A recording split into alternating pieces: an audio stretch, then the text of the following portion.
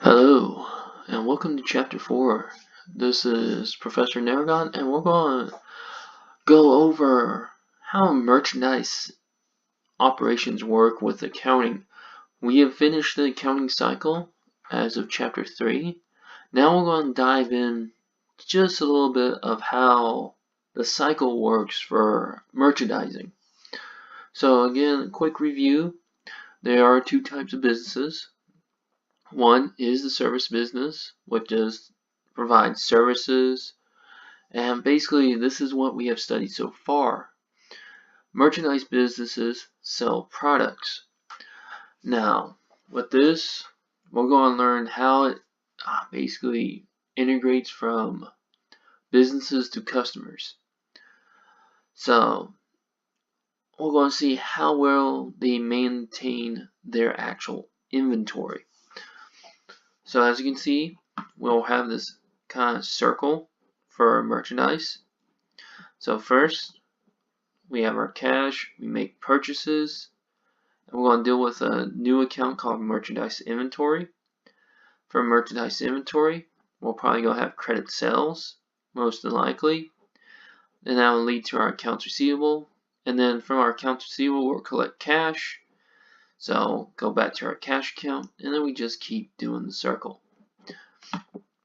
So types of inventory systems that we're going to deal with that you're going to usually have is one is known as periodic inventory systems, and these systems basically update every month, at the end of every month, every year. They're the ones that you have the physical count at the end of the year, which we actually go to a warehouse if we have one and actually physically count the products. If you're in auditing, you would actually have to do this. So be aware of the term, but it would actually not be used in this class. It will mostly be used in either 2302 or in your intermediate course. What we're going to be focused on is the perpetual inventory system, which means inventory records update continuously. So the big example of this is basically Walmart. Walmart, if you ever go to the store, you see all those associates with the little scanner. They are constantly checking inventory. Even their registers check. In fact, Walmart's registers actually every time a product is scanned, automatically sends to their accounting system to say they're missing inventory or the inventory is gone. And so once it hits a certain level, they automatically reorder. But these perpetual systems basically tell us at any given time, I can physically go pull this report and tell me how much inventory I should have. So we're going to deal with quite a few new accounts. One, of course, is merchandise inventory. This is an asset account. Remember, that shows up on the balance sheet. So this one's going to show the value of inventory that we actually have on hand. On hand basically means that we actually have it either physically at the store or it's at a warehouse. Sales, we are already most likely saw this. This is our revenue account. So we're going to record the sales of goods to customers at the sales price. We have cost of goods sold. This is an expense account. So this is going to record the cost of inventory that is sold to the customer. So these are two different amounts that we're going to deal with. One again is how much we sold it to the customer, and then cost of goods sold is how much it actually cost us to get that product. Some are going to be better, some are going to be a little bit worse. But we're going to end up getting through all of that pretty simply. And then the next two are both known as contra revenue accounts. So if you remember from chapter 3, we had that contra depreciation, accumulated depreciation, which just means that a contra account again only increases the opposite way than the natural classification. So since revenues normally increase by a credit, sales returns and allowance and sales discounts both increased by debit. So just remember, both of those increased by debit. So debit, debit, debit. So one is simple. Anytime we have a return or allowance, we're going to use returns and allowance. Anytime we have a discount, we're going to get a discount. So we're going to look at what will happen once the buyers actually pay early. So this is cool. This is a good way to get our money very quick. And most companies do this. So it's a good way. And we're going to get into all of those in just a sec. So the big thing right here is knowing is shipping. I will tell you this. Shipping is the most confusing thing, and you have to get who's on point here. Alright? So, with this being said, there's two types of shipping. One is known as FOB shipping point, and the other one is known as FOB destination. So, the ownership of our products, this is what the key. Who owns the product at the time that has to pay the shipping? Well, shipping point, of course, ownership transfers at shipping point. So when I actually give it to UPS, if I'm the seller, I give it to the UPS, my ownership is transferred. It's done. Now it's owned by the buyer. And when it's owned by the buyer, we're going to get into this journal entry. So we're going to get into this journal entry, which is basically merchandise inventory and cash for whatever number it costs to ship the product. Now, this is mostly due to because any cost that's related to set up that inventory for our warehouse, with shipping point, the buyer actually has to be involved. It's part of our asset of inventory. Any cost that's related, because we want to outweigh those costs with the sales price. So of course we gotta know how much it costs us to ship it. Now, the other side of this coin is actually destination. With destination, this time it's like the seller gives it to UPS, but they have that insurance clause or something like that. And with destination, seller has ownership until it actually arrives to my buyer. Some people do this as a simple, like, hey, here's an incentive to buy from us, so we're going to cover shipping to your location. Or basically when you see on eBay, free shipping. We love that. Amazon, 2-day free shipping. All that means is that the seller is basically paying our shipping. So when that happens, the seller has ownership until it gets to you, plus they will do this journal entry right here. To them, they've already got all the costs of their inventory once they sold it, once that leaves their warehouse. So this is an extra expense that they take on, known as delivery expense. Again, notice that both of the accounts here for the buyer and seller has cash as our credit because we paid for shipping in either scenario. The only thing that's different is that if it's the buyer, we have merchandise inventory. If it's the seller, it's delivery expense. So again, according to our graph, who takes over ownership, shipping point, buyer, it's always going to be merchandise inventory because it's capitalized. And then destination is seller. So how I remember this usually is that destination starts with a D, delivery expense starts with a D, they relate, and basically shipping point doesn't start with a D. I know I have the other account, merchandise inventory, and that's basically how I usually get it. But you can always go shipping point, it has 2 words, merchandise inventory, 2 words. Yeah. However you get it, just make sure you understand this point, because mean, this one gets confusing for most. Okay, so again, if it's destination, delivery expense, and it's with the seller.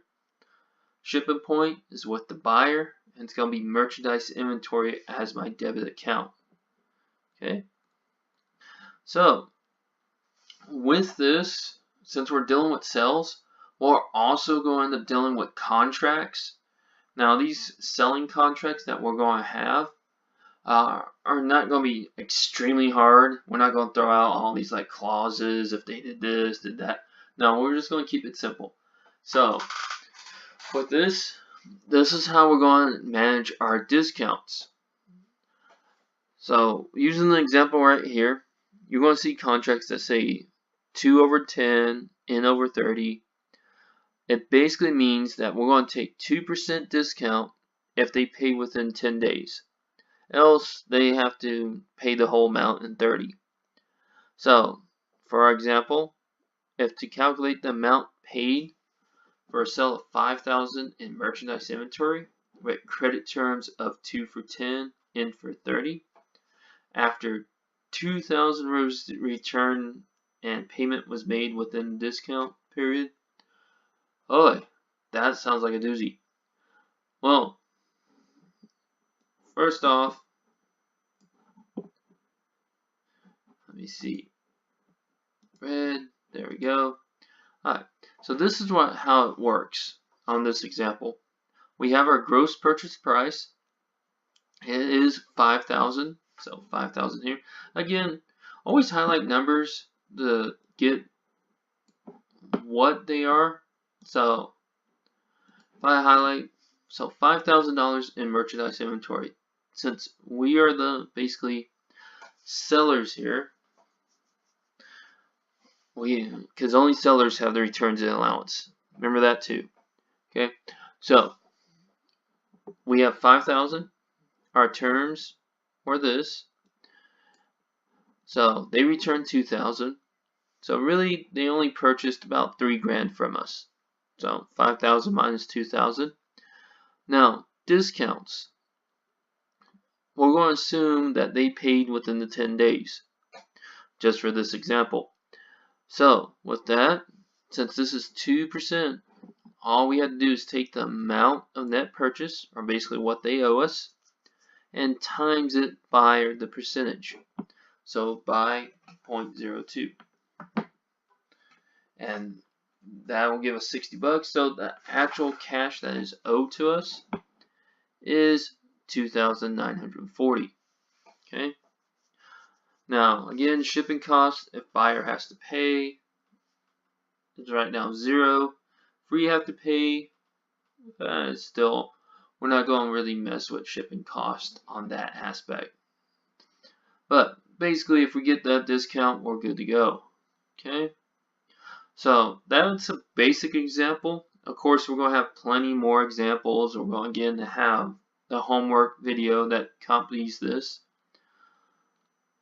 So first off, what is gross profit and net income? Gross profit is basically what sales minus cost of goods sold is. So here you can fill it in. So sales minus cost of goods sold is gross profit. Now the most common mistake here is that you want to basically calculate gross profit as net income, which is usually happens. But remember this, net income is actually going to be your gross profit minus your expenses. I know this says operating expenses, but really just remember it's gross profit minus expenses. So, alright, basically, so we take our sales minus cost of goods sold, and then minus expenses if you want to put it that way too. So, don't forget that. Don't try to just go sales minus expenses or revenue minus expenses. Don't forget cost of goods sold. So when we talk about, give me the answer for gross profit, sales minus cost of goods sold. Give me the answer for net income. Basically, you can just take sales and minus everything. You're good to go. Okay? So right here we have the multi-step income statement. You usually see these a lot of times with big companies, and as you see, it's going to have a lot of different parts to it. So first part is usually the gross profit computation, which we already see sales and cost of goods sold. Usually this also pops up like on tax returns if you do a partnership or S corp or basically 1120 or 1065 form. You're going to see something that looks like this also. But the gross profit computation, as you can see, they took sales minus our cost of goods sold. Notice right here, discount to return allowances got subtracted from our sales too. So make sure to watch out because that's our definition of net sales. Okay, so net sales is sales minus discount minus returns and allowances. Next part, we subtract our cost of goods sold, get our gross profit, and then we have all of our fancy expenses. Again, most of those actually do say expense. We're not going to get too much in telling the difference between the selling expense and a G&A expense. Those would be more in 2302. Okay, but we'll get our total expenses, subtract that from our gross profit, and this is technically where we're going to be with our net income. But every now and then on basically statements, you're going to have this next little part, this third part, called non-operating activities computation. These are things that are not related to our actual course of business. So they're like extra stuff, other revenues and gains, expenses and losses. And we just record them as so. And to finally get to our net income. But the key thing is know what net sales is, how we calculate gross profit, and how we end up calculating net income without need of these three. Okay? So, and of course we have the single step. So the single step income statement basically deals away with this third part. They don't deal with this. They just go ahead and insert it into the accounts, so either revenue or expense. This one is more fairly simple, and you usually see this with more small businesses. So they just throw all the revenues in, they throw all their expenses in, everything's fine and door, and we just take the revenues minus expenses, it's good to go. Unfortunately, as you see, there is no gross profit. This is very hard to compare to other companies. And so we don't really focus too much on the single step or dealing with merchandising in that aspect. Because again, we're trying to follow GAAP. We're dealing with major corporations here. So we want to make sure we give them a statement, the investors, a statement that they can actually compare to other companies.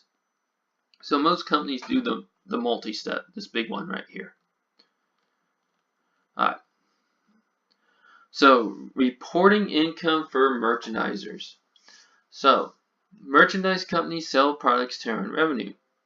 Good examples, of course, is sporting goods, clothing, groceries, auto parts, taxes. If we're looking at service, they also kind of have a product. Like if you got TurboTax, well, they sell their product, their software. So some of them actually have products. So when we look at a merchandiser, we're going to basically have, again, our little equation right here.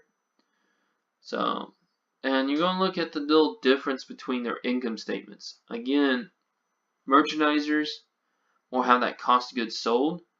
Service ones do not. So it's always cool to actually just see the comparison.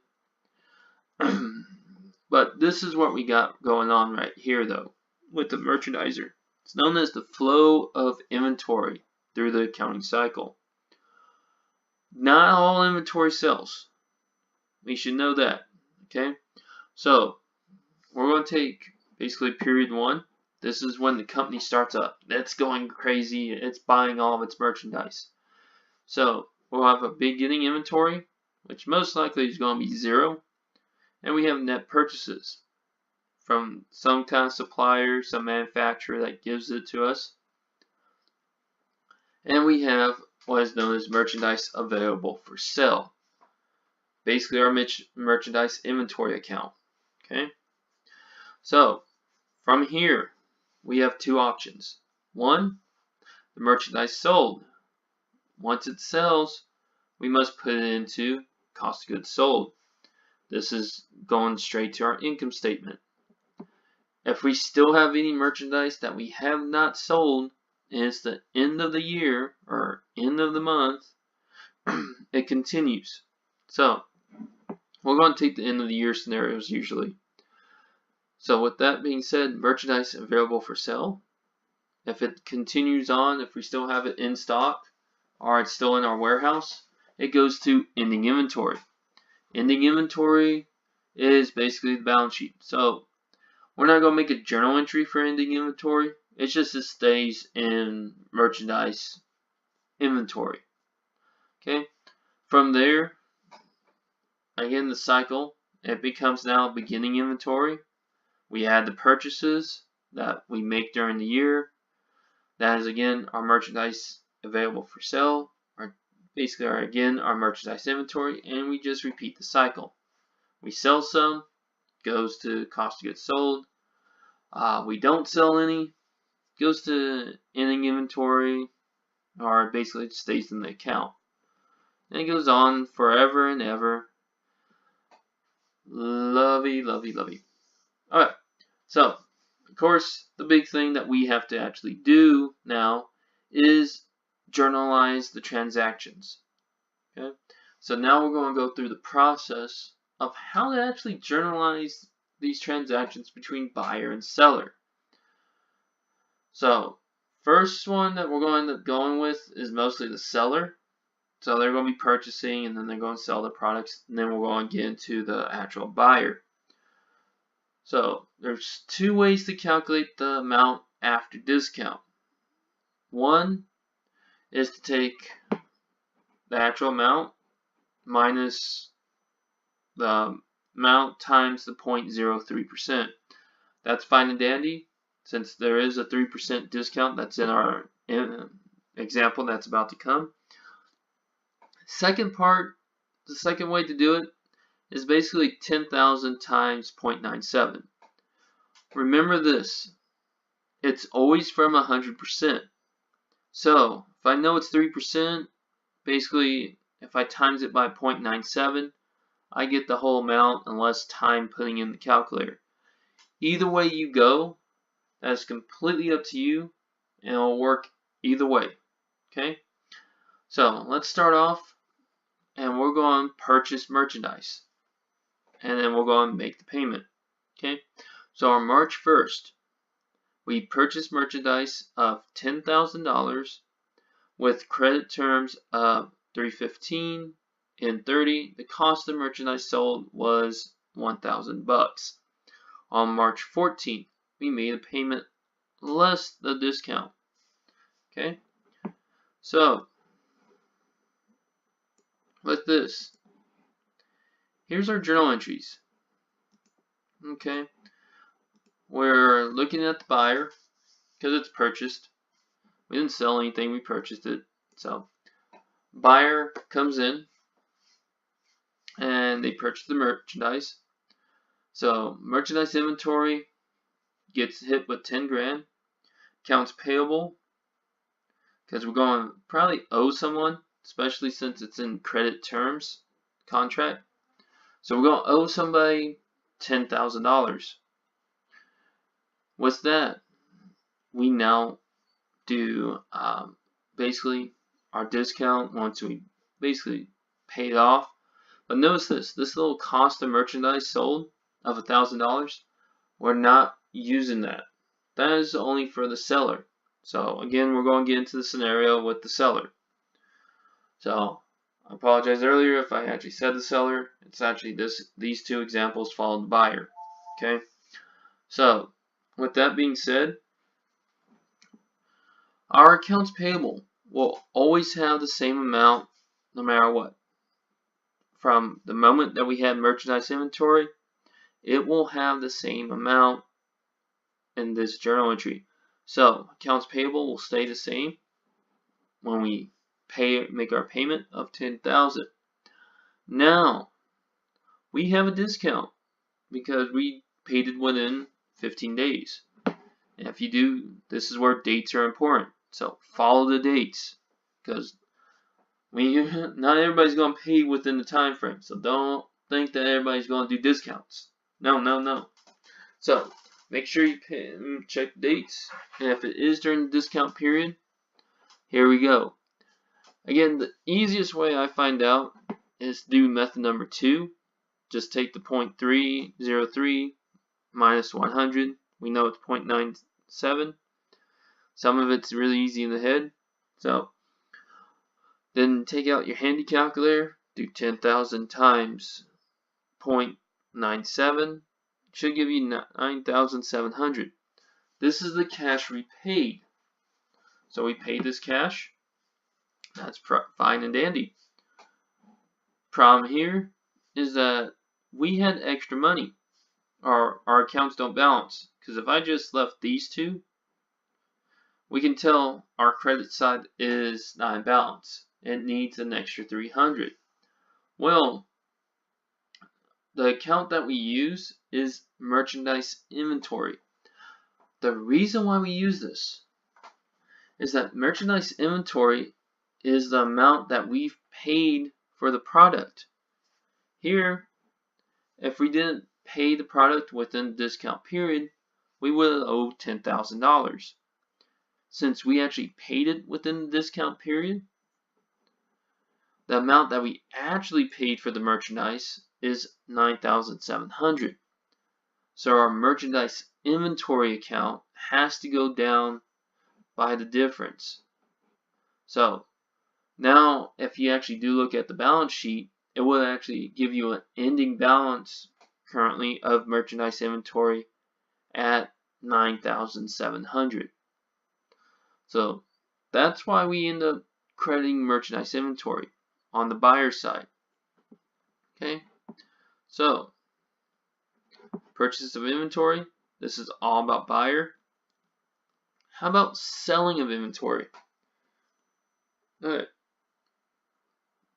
so selling of inventory, we're going to change up the numbers just a little bit. We're going to actually use $2,000, and the cost of the merchandise sold was $1,000. So in this, if I want to see how much profit I made, 2,000 minus 1,000, our gross profit is about 1,000, which is cool. At least double our money. Most companies love to basically double their money. Same thing in gambling. You rather double your money so you can start playing with the house money and you'll be good to go. So with this, we're going to have 2 journal entries. Okay? So let me highlight those real quick. Alright. So on March 1st, when we sell something, so we sold it, we have 2 journal entries. One is the recording of sales. So since this is credit terms of 3 for 15 again, so again they get a 3% discount if they pay within 15 days. But here, so we sold it, so we recognize the revenue first. So sales gets credited because revenues always go up by credit. Accounts receivable, because they're going to owe us this $2,000, goes up also since it's an asset by $2,000. Remember, accounts receivable deals with our customers. We sold it to some kind of customer. Okay. The other journal entry that we have to take place is known as our basically recording the expense of that merchandise. So again, the merchandise cost us $1,000 to get. So we're just going that cost us to get that product. So we basically debit cost of goods sold, the expense. And since we sold our inventory, we no longer have ownership of that inventory. So it's just like when we get rid of cash, we have to credit that account. So we're going to credit merchandise inventory to show that we've lost the ownership of that inventory. So that being said, that's March 1st. Now, March 8th comes around, and they decide to make their payment, less whatever discount. So, that journal entry is going to look something a little bit backwards to the buyer right up here, because it's going to use basically the same thing, if you want to look at that. So, this is the scenario. So, we received payment, so we know we received cash. Well, this was during the discount period. Again, method 2 got used up. So 2,000 times 0.97 gives us a debit of 1,940, which is awesome, cool sauce. Not really, because we didn't get all the money we wanted, but hey, we got our money very quick, and that's the cool thing, because our incentive here is to get our money very quick so we can use that money to buy more merchandise to sell. So the quicker it is, the better it is. We can sacrifice a little bit. Well, again, you notice that accounts receivable has that 2,000. We don't change what's in accounts receivable. We only deal with the total of those. So we know 2,000. They paid us. They no longer owe us that money. So we get a credit of $2,000. But cash does not equal credits or the accounts receivable, because we have this like pesky $60. That's the extra. So to figure that out, of course, take your credit minus your debit. Should come out with $60 right here. That $60 is, of course, our discount. Again, since both of these contract accounts have sales discount or sales returns and allowance, they both have sales. They are only for the seller. That is a big thing to remember. Only for the seller again. Okay? So, with that, that's how we journalize once the seller gets its cash.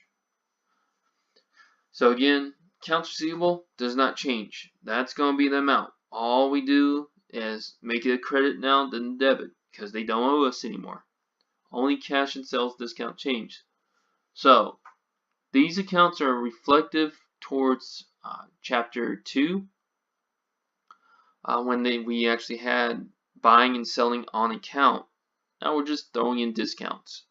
So, yay, discounts. Woo woo! Alright. So, let's look at returns. So, we're going to bring in returns now.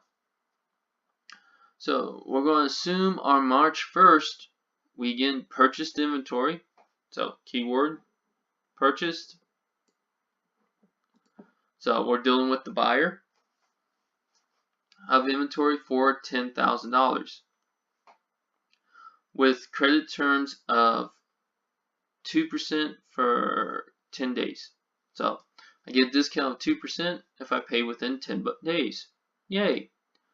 On March 3rd, though, we received our products and find out that some of these do not meet our standards. They're broken. Something happened. So we decided to return about $4,000 worth of the purchase and then make the payment on March 9th with the remaining balance. So let's start off first. We're going to do again with the purchase. So again, the buyer doesn't have much with the purchase. It is only going to be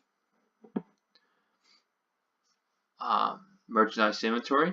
Gets that debit of $10,000 because we took the ownership of inventory. Of course, we owe somebody for purchasing that inventory, just like we would have done in the supplies account of $10,000. So that's our first journal entry. That's March 1st. So March 3rd comes around. Oh, this one has a little extra space. So March 3rd comes around. We get our accounts payable. We don't, since we return product, we don't have ownership of it anymore. It went back to the seller. So basically, it's a reversal account. So accounts payable is now debited for that 4,000 return because we no longer owe $4,000 to our seller. But since we no longer have the merchandise inventory anymore, that inventory went back, we also credit merchandise inventory. So the cool thing with the buyer, to help you out with this journal entry, if you get this part right here, all it is, again, we flip the accounts and put for the amount of the return. Okay. So lastly, the payment. Okay. First off, the payment's going to be calculated on what's in what we owe. Okay. So if at first I had 10,000, but I returned 4,000, I only actually owe about $6,000. So 10,000 minus 4,000, because those counts, one's a credit, one's a debit. So again, big thing to use, T-charts. T-charts, T-charts, T-charts. And you're probably going to see me give that example in the homework. Okay? It's a little harder with this program, with Microsoft Word, but you're going to see T-charts, T-charts, T-charts. I love them. You love them. We're all going to be good and gravy. Okay? So the last journal entry, of course, is to record discount. So again, accounts payable is going to be first. It's going to be the amount now that is what's left of accounts payable. So since we had return, that's the only time we change accounts payable. If there's no return, accounts payable would have been 10,000, just like before. Again, we have our cash. This time it's 2%, so 6,000 times 0.98. Again, 100% minus only little 2% is 98%, or 0.98. So that leaves us with 5,880. So that's our cash. That's how much we basically bought our merchandise inventory for. So again, the difference between our accounts payable and our cash in this journal entry will be merchandise inventory of that 120. Again, remember, all journal entries have to balance. Our debits have to balance our credits. If they don't, something's wrong. So if I know only one account, or one side's going to have only one account in that journal entry, then everything else is going to affect the other. Okay?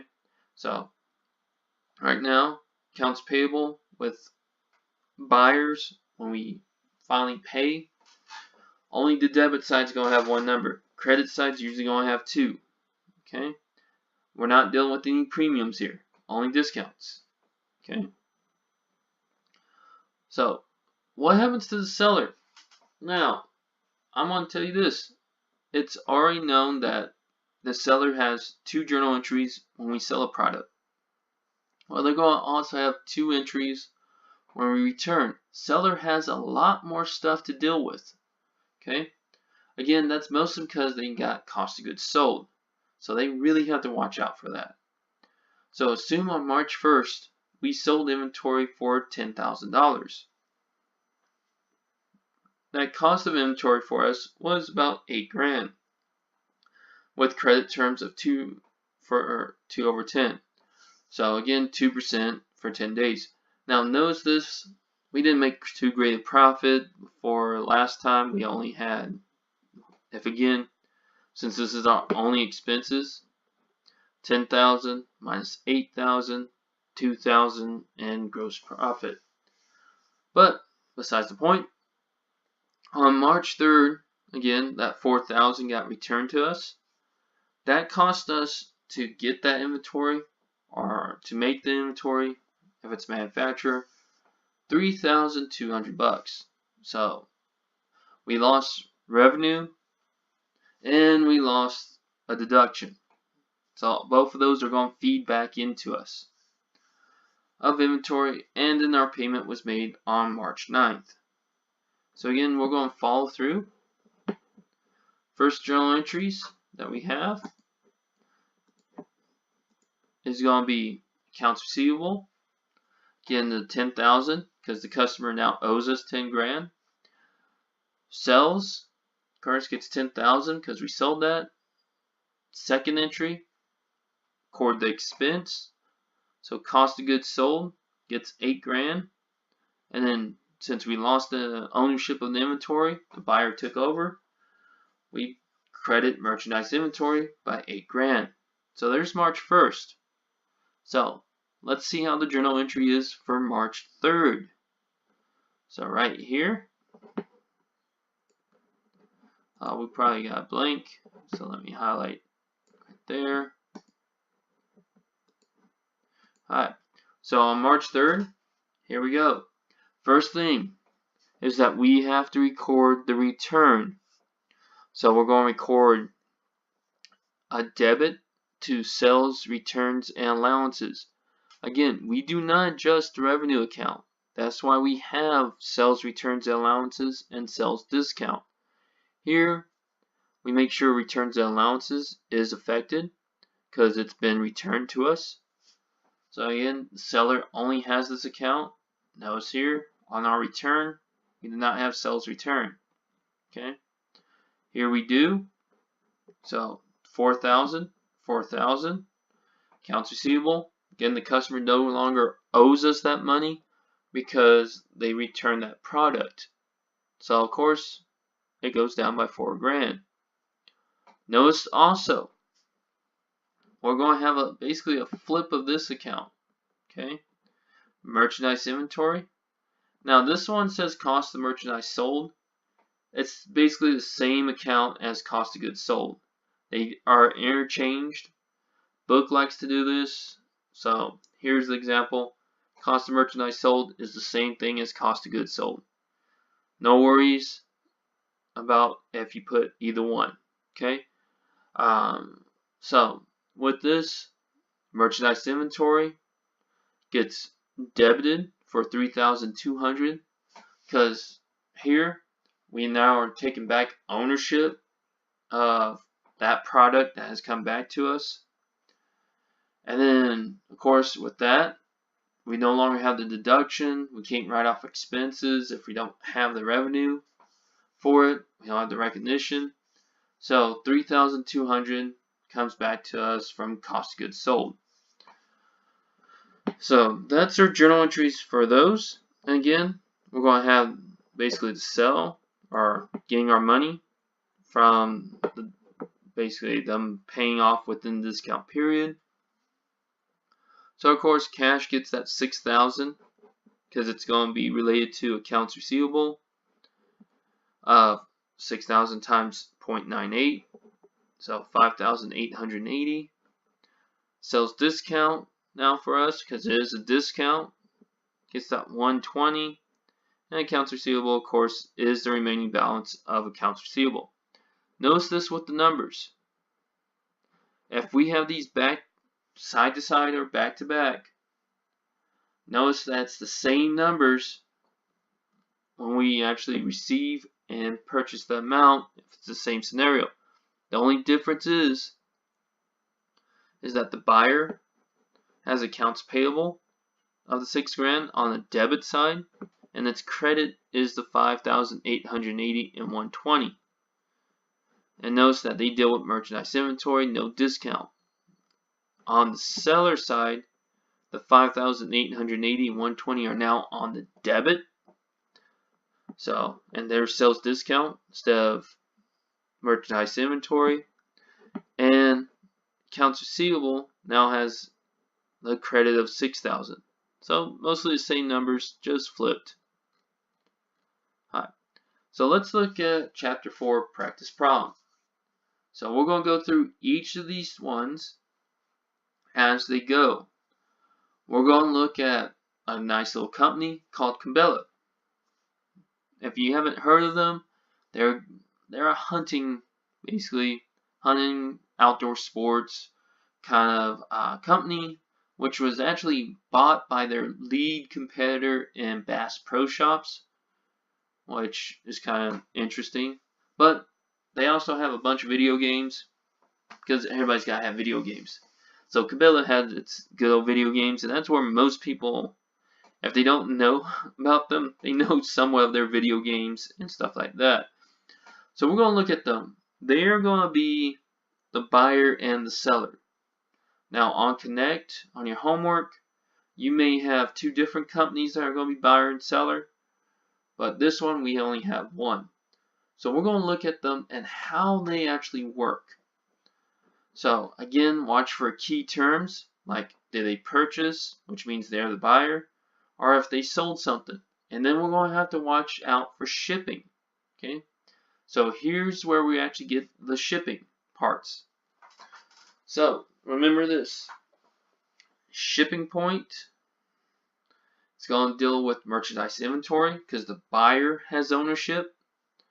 Destination, the seller then has ownership, so it's going to deal with delivery expense. So again, if you just at least do destination, starts with a D, delivery expense starts with a D, deals with my seller. Or at least it'll get you the right accounts. So again, that's the tougher of the concepts. So let's start off. On July 1st, we have purchased merchandise from Bowden Company for $6,800 under credit terms of 2% for 15 days. If we basically paid our contract, sorry, the word was going away from me, in 30. So again, we're not going to deal with the nets. Don't worry about them. This one has FOB shipping point. Now we give you the hint already that this is again the buyer. This is going to deal with merchandise inventory. And the invoice date is on July 1st. Well, it doesn't say how much of the shipping yet. So be careful. We're probably going to have shipping later on. But let's do the first one. So again, we purchased. We're the buyer. So we're taking in inventory. So with that being said, we're going to owe Bowden Company.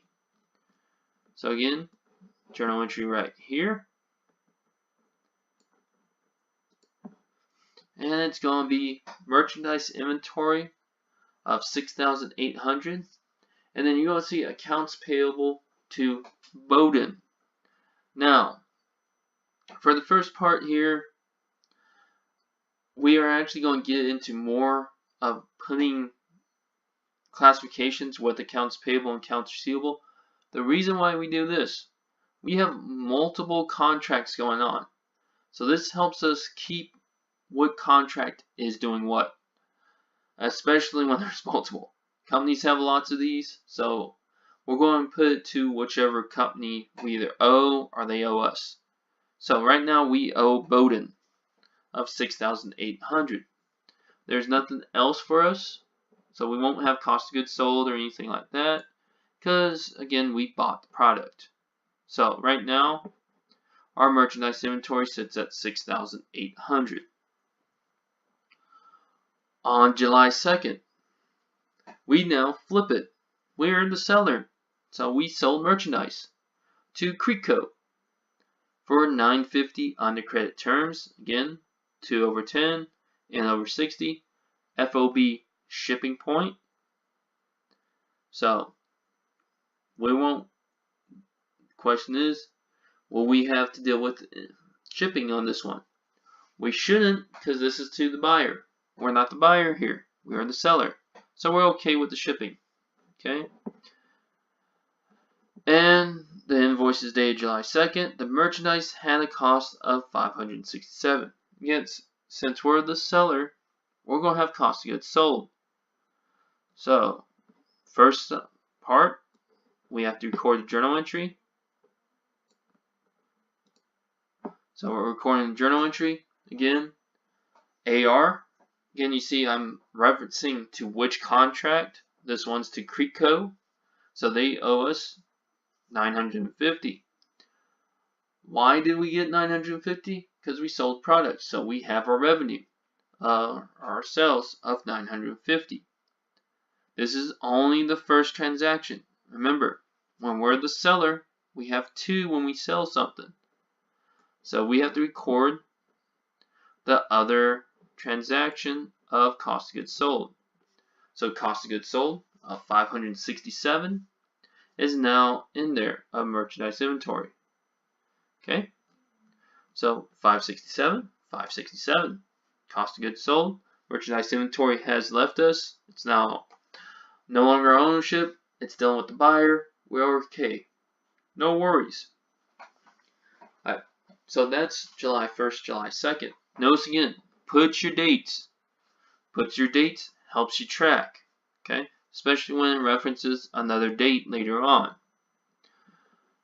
So, on 3rd, we paid $105 in cash for freight charges on purchase of July 1st. So, look at July 1st. We were the buyer. So, this is going to deal with our merchandise inventory. Again, it's going to debit merchandise inventory. It's going to credit our cash. Because again, we paid cash. So, here, July 3rd. Notice again, merchandise inventory of 105, cash of 105. So, in reality, right now, this contract, the inventory that we got from here, currently sits as $6,905 to us. That's our cost for that merchandise from Bowden. So that's how much we want to sell above. We want to sell above $6,905 for the total merchandise. Again, chapter 5, we really get into inventory. So, fun stuff. Really fun stuff. Here we're just trying to get the basics of how the journal entries go. Alright. So, going to the next part. On July 8th, we sold merchandise that had a cost for $21,000 for $2,500 cash. Here we don't know which contract it is. Just be careful that it's March 8th. So again, we sell. So we're going to have those 2 counts. Whoops. Oh, missing that second part. There we go. So again, cash of $2,500, sales of $2,500 because we sold it for cash. So there's no AR. Cost of goods sold $2,100, merchandise inventory $2,100. Now, that's fine and dandy when we sell it for cash. We love that. Notice again, there's no credit terms, there's no nothing. We are good to go. Life is awesome. Makes journal entries great. Honestly, that's more power to us. Sometimes you just go out and get lucky.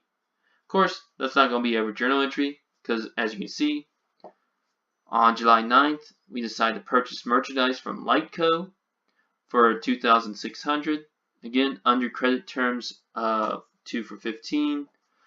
In over 60 FOB destination. So destination deals with the seller. Notice this time we're the buyer. We don't have to worry about shipping. Don't even have to worry about shipping. We are good. So with this, we're going to record our purchase. Again, we have it already done over here. We just got to put it to the right person. So, boom. Merchandise inventory gets that good old debit of $2,600. Our accounts payable to Light is going to be a credit of $2,600 since we owe them that money. Going to the next. July 11th. We receive a $600 credit memorandum from Lightco for the return of part of the merchandise purchased on July 9th. Now, when we see this 600 credit memo, usually that means a return has happened. we decided to return some products in this case, because as we look at our contract on July 9th, we were the buyer. Okay, so we did some returns. Now, we are the buyer. Our returns again is fairly simple. All we have to do is flip this account, this journal entry. So, boom. Accounts payable for light is now going to be debited for 600, while merchandise inventory gets credited for 600. Again, we no longer have the ownership of that product. We decide to give it back to Light. So since we give it back to Light before we paid them, we actually get to record accounts payable being less money that we owe them. So we're good to go. So remember this, since it's being tracked, this contract right now currently has 2,000 minus 600. So 2,600 minus 600 equals that 2,000 that's currently in Light. So if you like to keep a running total with these problems, you can. There's 2,000 left. Or if you have a T-chart, you can put it in the T-chart. This just helps me basically recognize how much money I have left in the account or how much I owe them, especially when I'm going to do the final product or to do the discount. Okay,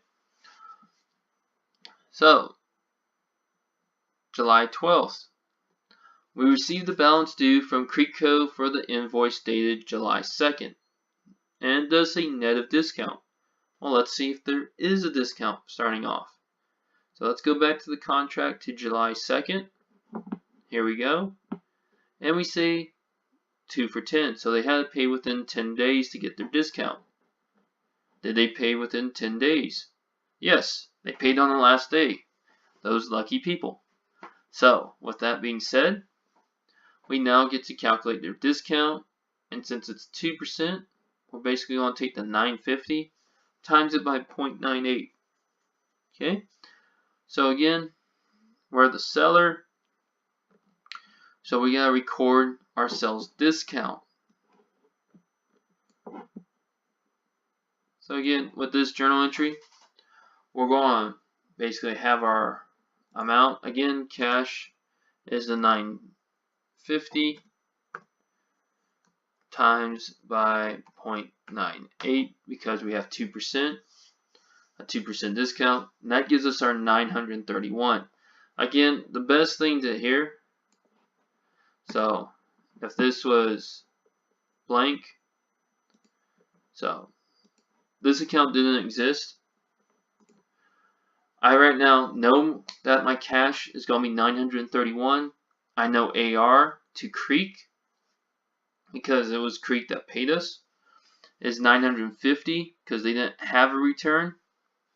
So right here, we know it's not balanced. That's why we have sales discount. Okay. So again, sales discount, 19 bucks. 931 plus 19 equals 950. So usually take these. So again, this is the 950 minus the 931. Okay. So there we go. That's July 12th. On July 16th, we paid the balance due to Boating Company within the discount period. Yay, we were good. So here's us. We're going to pay Bowden. So again, we're going to have the same 3 accounts. That's going to pop up. But since we're the buyer this time, we only deal with merchandise inventory.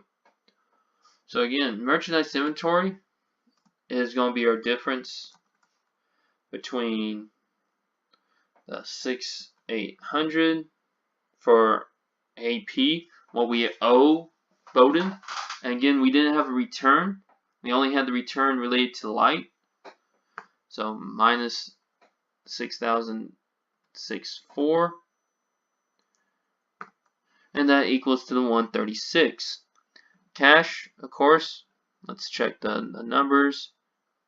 This contract was again 2 for 15. So cash was the 6,800 times 0.98. Again, 100% minus 2% is 98%. So that's why we times it by 0.98. So right there we go. That's how we calculate. So again, watch out on which side we're working on.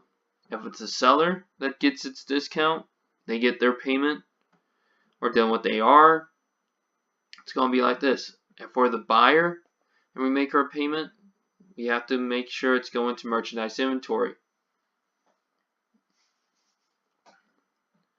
Alright, July 19th. We sold merchandise that cost $1,000 to Artco for 1,500 under credit terms of 2 for 15 in 60 FOB shipping point.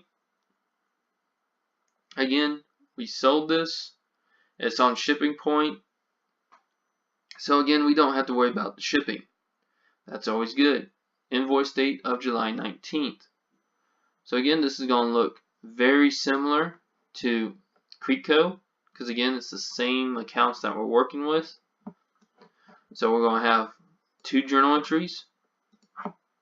One again for the sell. So AR to Art, because that's who we got, of 1,500. Sales of 1,500. Cost of goods sold is $1,000. Merchandise inventory is $1,000. Again, we lost ownership of the inventory, which cost us $1,000 to get. So we made a profit of about $500. Yay! Awesome sauce. On July 21st, as you can see, we're writing down now for this month. We decided to issue out a $250 credit memo to Artco for allowance on goods sold on July 19th. Now, since we're the seller on this point, this credit memo basically means they return products to us. So since they did that, we have to record it the other way. So, one, we have to see how much it actually cost us. They're not putting how much it is. So, we're going to basically not have too much on that one. Now, it's a little odd. Usually we have the cost that goes with it. So, since they do not have a cost that goes with it this time around, probably because it's such a little amount, we don't have to worry too much about it. But be wary. If it does have cost of goods sold related to it, we have to make that second journal entry. This time around, we don't have that. So, just simple, sales returns allowance because it's a return.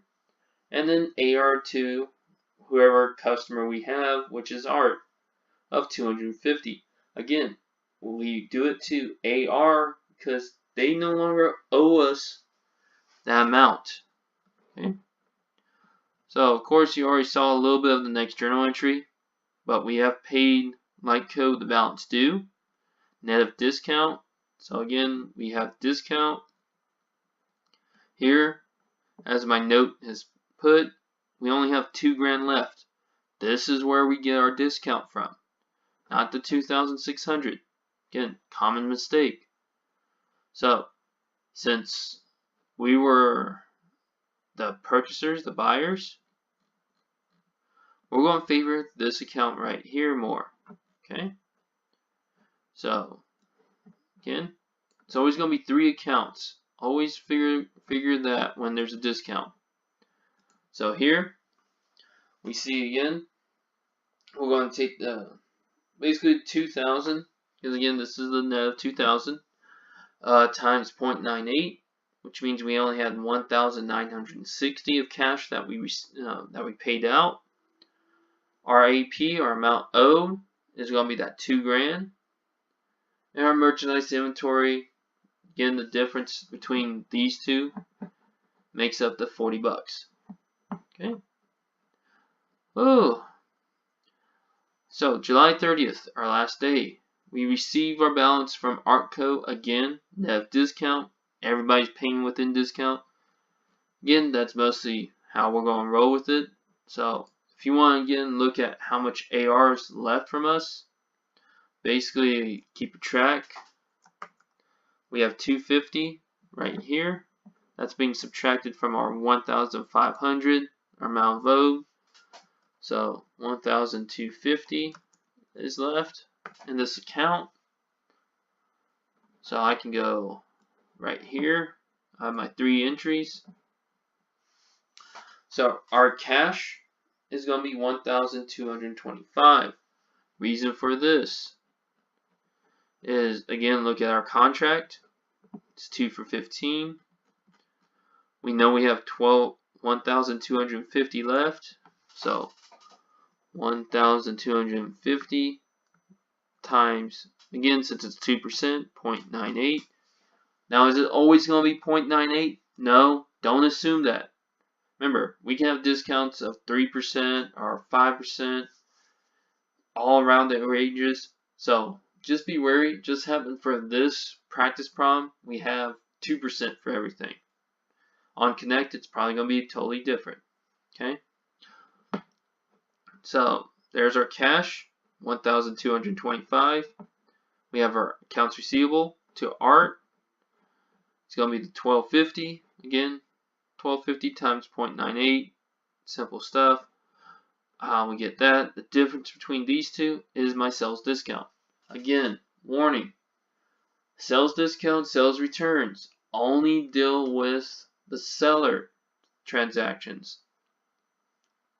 Merchandise inventory gets have fun with the buyer. Okay? So, as long as you get those, that's it. Okay? So, again, preview, inventories, and cost of sales is the next chapter. So that's it for chapter 14 for our lecture. Please let me know if you have any questions. You can more than likely post in the comments below. The more questions we have there, I may end up doing another video just on those questions. Who knows?